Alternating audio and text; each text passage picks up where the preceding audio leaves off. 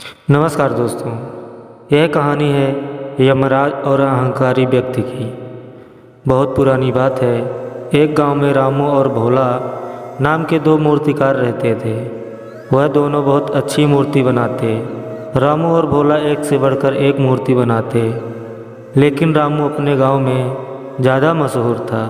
रामू ऐसी मूर्ति बनाया करता, लगता था वह जीवित हैं। रामू के चर्चे दूर दूर के गांवों में मशहूर।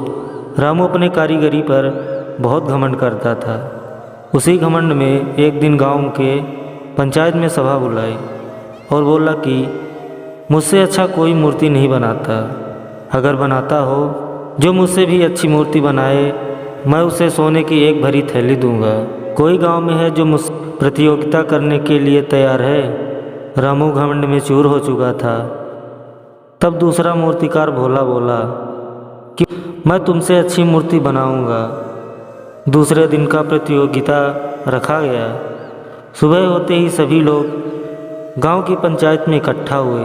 दोनों मूर्तिकार आए, जहां गांव वालों ने दोनों के लिए बड़े बड़े पत्थर रख दिए थे। दोनों ने मूर्ति बनाने की प्रतियोगिता शुरू कर दी। कुछ समय के बाद दोनों की मूर्ति बनकर तैयार हो चुकी थी, जिसमें रामू की मूर्ति सबसे अच्छी बनी हुई थी। और रामू घमंड में बोला, मैंने पहले ही कहा था कि मुझसे अच्छी कोई मूर्ति नहीं बना सकता। मुझ जैसा समृद्ध और अच्छा मूर्तिकार इस पूरे गांव में नहीं है। तब भोला ने कहा, कलाकार को कभी घमंड नहीं करना चाहिए। रामू, इतना घमंड अच्छा नहीं है।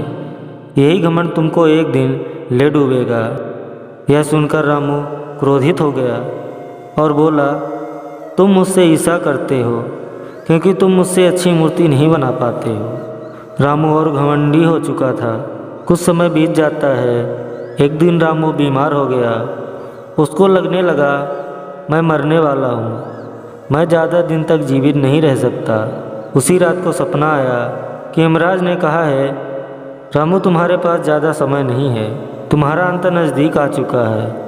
मैं तुम्हें कल लेने आऊँगा। रामू बहुत परेशान हो गया। रामू को एक तरकीब सूझी। यमराज को भ्रमित करने के लिए रामू ने अपने जैसी कई मूर्तियाँ बनाई और उनके बीच खड़ा हो गया। जब यमराज आए तो इतनी आकृति को देखकर हैरान रह गए।